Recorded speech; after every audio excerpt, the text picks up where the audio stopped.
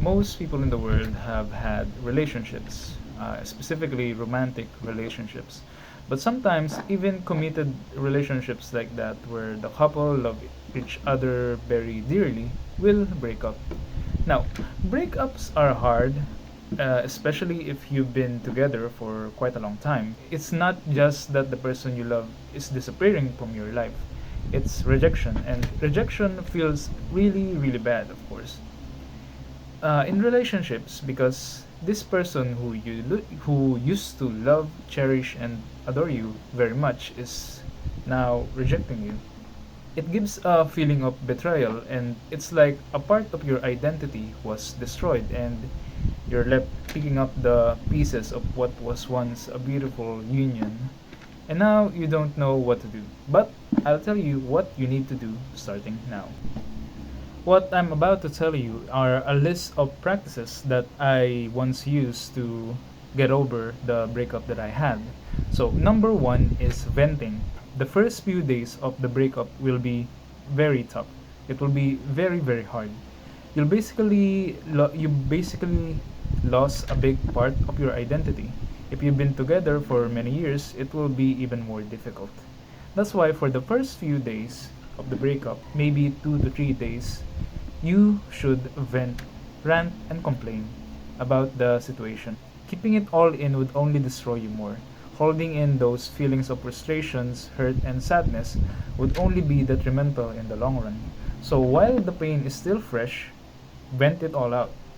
There are, of course, many ways to do this, and here is the two. Call your friends. When venting and ranting, you have to do this with people you really trust. As much as possible, this must be male friends. Don't rant to females because they won't understand your plights from their perspective unless the breakup clearly showed that your ex was the one at fault. But if your circle of friends is a mix of both men and women, that's fine. You can even go drinking with them to really get your frustrations out. But don't drink too much. Make sure to tell your friends to stop you when you do. Having someone to tell these things can be a big help because you need outside perspective as well. It takes two to tango. A breakup never really is only one party's fault. It's both, but sometimes one party is, of course, more at fault than the other. But that is for a few lesser cases. Having your friend's opinion on the breakup can also give you a new perspective in case you're taking all the blame or blaming it all on her. Also, take note that some of them might give you criticism regarding your failed relationship. This is fine, and do not make a big fuss about it. You're there to enjoy the company of your friends, don't make it sour. Also, though it's better to personally seek their counsel, texting and calling would be fine as well if meeting up with them isn't possible. Next would be talking to your dad. Having a good male figure in life can prepare you for relationships and breakups as a young man. As to why this is the case, because most of them have lived twice your life already, and they have probably dated in their younger years and some even in their adult years. They've already experienced what it was to date and would understand what you're going through and would give the best advice. Now, what if you don't have that? Any older men that you're close to would do. Your uncle, your grandfather, but of course, you'll need to be close to them to be able to rant. Otherwise, I suggest ranting just to your friends. Now that you've finished ranting, you must take note that you must only do this once. Don't do this multiple times because it will be bad in the long run. You'll end up pitying yourself and stay as you are, blaming your ex partner, not really changing into a better person. So do this only once, and after that, follow the next steps to recovery. Now we're into number two. Take care of yourself. When you're down in the dumps due to the traumatic experience, it's very easy to fall into a lifestyle where you neglect yourself.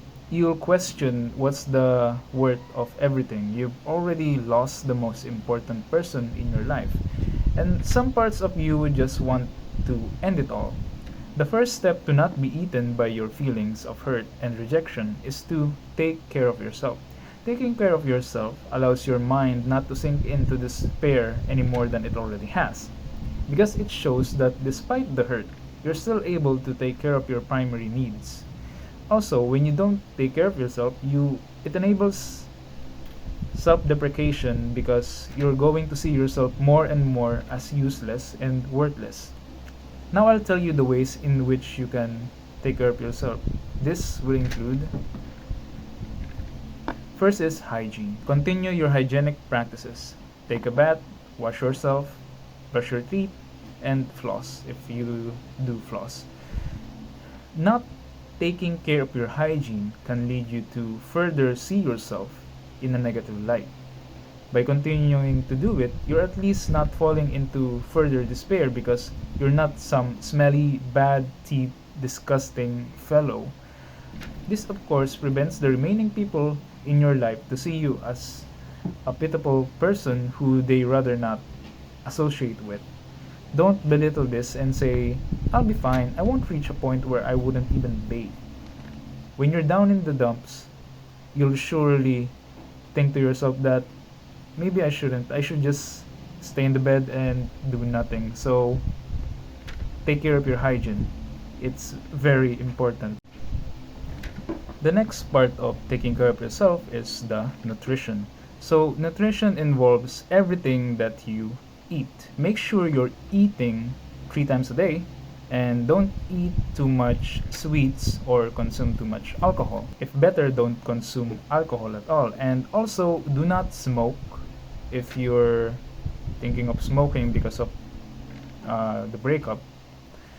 Also, I know that those numb the pain, smoking, alcohol, and eating junk food, but diabetes and liver failure are more painful, especially for your wallet. Now, the next would be to enjoy yourself. Treat yourself by going to the mall or just by going outside of your house to take your mind off of things. I also do suggest eating out in moderation at your favorite fast food restaurants. Maybe it's McDonald's, Jollibee, Mang Inasal, KFC, wherever it may be. Try watching a movie by yourself as well and play at arcades. Still, these things, treating yourself and going to the movies and just enjoying your own company, should be done in moderation because you shouldn't really go on a hedonistic run. As for the last part of taking care of yourself, you can also go on vacation. If you have the money, go on a trip, preferably with your family or friends. This enables you to not just get the breakup out of your mind, but by spending time with those close to you, you'll also be able to see that your ex wasn't the only important person in your life and that they are there for you. Alright, now that we're done with taking care of yourself and venting, you need to take note that unlike venting, taking care of yourself must be done frequently, especially hygiene and nutrition. As for enjoying yourself and going on a vacation, this must be done sparingly, of course, and only if you can afford it. Don't assume that going to the beach will be the therapy. Now that we're done with preventing you from despairing, the next parts would be the actual how to move on and be an even better person. The next step for the plan is number 3. Write a journal. Memories of a loved one will always seem to haunt you from time to time. And when they do, especially if the wound is still fresh, you'll be feeling a myriad of emotions: sadness, anger, loneliness, regret, guilt, jealousy, and many others. Unfortunately, you can't always vent to your friends and family about the hurt you're feeling. Firstly, they'll become tired of you. Secondly, then you'll blame them for not being there for you. That's why I said you only need to do it once. But what will you do now? Anne Frank, the author of her diaries, she was a Jew back in World War II. And if you haven't heard of her, I suggest you read her book. Basically, she said in her book, paper is more patient than people. This is because when you write on a piece of paper, you can do that whenever and you can write anything. Not like with others where you need to schedule and you still need to censor or omit some information. Secondly, there is no feedback from paper. The only feedback you'll get is from yourself. Let me explain.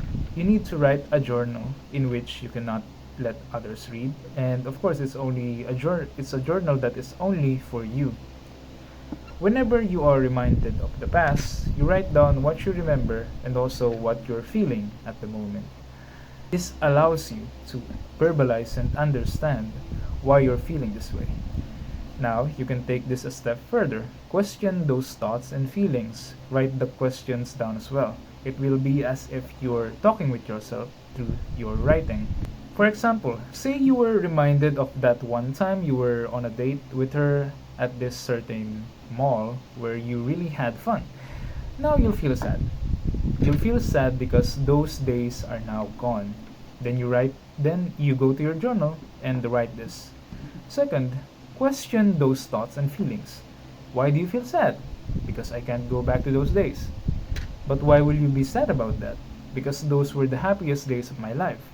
Can't you make more happy memories in the future? Also, didn't you have happier memories when you were a child? Such as that one time when you and all your friends had fun together. Or that one time when your grandfather spent the whole day with you at the arcade. Yeah, but those are different. How so? How different are they? It wasn't with her. Why does being with her make those experiences, not being with her, different? These are the questions that you can ask yourself and also the answer that you may give. Now, this back and forth can go on because you might be really stubborn. But the point of it is to be objective about your thoughts and feelings. Remember that emotions are fluctuating, meaning they are always changing. You won't always be happy, but you won't always be sad either. So don't hold on to those emotions that much, even if you do kinda remember the memories that make those emotions come out. You don't need an expensive book or notebook for this, for writing your journal. Any will do. The most important part is that you can write in it, and also that you should not show it to others. You can also do this any time of the day whenever you want. The next would be number 4, meditating or meditation. When you hear the word meditate, you'd probably visualize a monk sitting in a lotus position in a grassy area with his eyes closed and saying a mantra while his mind is clear as the blue sky. Well, you're not wrong, but that isn't exactly right either. When we say meditation, it's not necessarily about having no thoughts. It's about observing your thoughts from an objective standpoint. This is to train your mind to differentiate yourself from your thoughts. You are not what you think about. You are also not the emotions that you feel. Meditation also helps you to easily take your mind away from painful memories. By distancing yourself from them, you can easily observe them from afar and let them go. This is similar to journaling wherein you will gain objectivity. To start this, you need to find a comfortable seat. You don't need to put yourself in a lotus position like monks do. You can sit anywhere, whether it be on your bed, a sofa, or a simple chair, as long as you're comfortable in it. After you find the seat, you need to close your eyes and your arms should be on your lap. Then set a timer. It doesn't need to be that long. If you're new to this, you can do 1 minute, 30 seconds even. Then just breathe in and breathe out. To focus, observe your breath. Observe it coming into your nostrils and going out of it. And when thoughts do come to you, observe them. Then go back to focusing on your breath. Rinse and repeat. Now we're on to number 5. Keep yourself busy with productive things. Being busy helps to numb the pain, and when you're gaining money from it, even better. If you have a job, just continue doing what you're doing, and if you're suddenly reminded of the past, Focus on your job. If you really can't and the memories are too painful, you can just go to the restroom and recuperate. If you don't have a job, I suggest you apply for one. Being jobless and having just broken up can lead to feelings of worthlessness, and the best way to negate those feelings would be to work and gain money from it.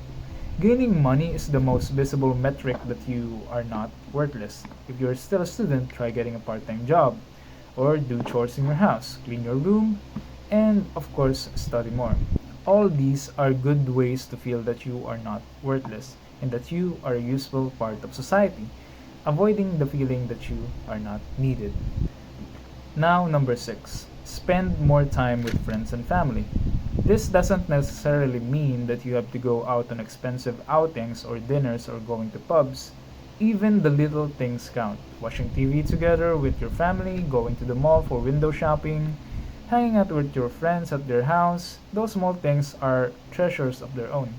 Having friends and family reminds you that besides your ex, there are also other people who care about you and you are caring about. Being all alone in your room can only amplify the feelings of loneliness, but being with a community of family and friends negate and brings out the opposite. Being part of a group is the best way to get rid of those feelings of loneliness. We're now at number 7, get a hobby. If you have a hobby that you stop because you got a girlfriend, then there's no better time to start them again because you don't have a girlfriend anymore. This is similar to the keeping yourself busy, but this makes you productive in a different way. Work, as much as it's a good thing to have, is very tiring. You will need to have a productive outlet that can get your mind out of both work and your ex. And having a hobby does that. It can be anything such as running every morning, going on bike rides, painting, writing, gardening, etc. As long as there's something that you can get out of it, something that's productive, even if it's not making any money, just any creative pursuit will even do. Alright, so it's number 8 now. Learn new things. This one is similar to hobbies, but it's more of learning about certain subjects that interest you. For example, you want to learn more about philosophy, you can research about famous books on that subject. Or you like how to learn about big events that happened during the course of human history. Or you just want to learn more about how the human mind works. Learning about new things expands your knowledge and basically dwarfs your interest in your ex. You can also read about books about self-improvement that can help you on your journey to becoming a better person. There's also YouTube where you can watch not just entertainment videos but also educational videos like Oversimplified History, where he talks about history in an entertaining way. You're already being entertained, you're also learning. Number 9, start working out. This is a must. You can sparingly do the others on this list, but this one you need to do regularly. The thing about working out is that it makes us men feel powerful and not worthless in a short amount of time, in short bursts. In short bursts. The other things on this list may take some time to fully make an impact, but working out easily does that. Sure, the body aesthetic may come at a later date, but being physically worn out and knowing that you were capable of doing all those lifts, lifting dumbbells, doing bench press, can really boost your self-esteem. And besides that, it also helps you focus more. So it's also like meditation. To do this, you can either do calisthenics at the park or at your home if you have enough space. If you have the money, get a gym membership and get a trainer if you can, because you need to learn to properly do the lifts and you'll need an instructor for that. If you can't really go to the gym, just doing push-ups, sit-ups, jogging, and squats every single day would be a good start. Now we are at number 10. Block them. Block them in social media. Block them on Facebook, on Twitter, on Instagram. Just block them. I know it might seem to be not such a good idea, but blocking them helps you a lot in the long run. If they haven't blocked you yet, go for it already. You see, being able to see them on your news feed can only bring the memories back and it won't help. Especially if you actually stalk their profile, you might see that they are dating a new guy or they're just happy with their lives, and that will hurt you. It will ruin you for the reasons of wasting your time, and if you still have feelings for them, you'll only get hurt even more, especially whenever it seems that they are seeing someone new. So just block them. We are now at number 11. This is the last one. Create a new social media account. This one is optional. If you've already blocked them, you don't necessarily need to do this. Besides, you'll also need to block their account with this new one, because you'll still be able to see them if you haven't blocked it with your new account. It's just that having a new account enables you to properly pick who you're gonna be friends with from now on. Handpicking the ones that you know won't be posting or sharing anything about your ex is very beneficial for you, because out of sight, out of mind. And that's all of it. Of course, there will be times that you'll fail to do all of this, but you just have to remember that tomorrow is always a new start. Now, goodbye, and I hope that things get better for you after your breakup.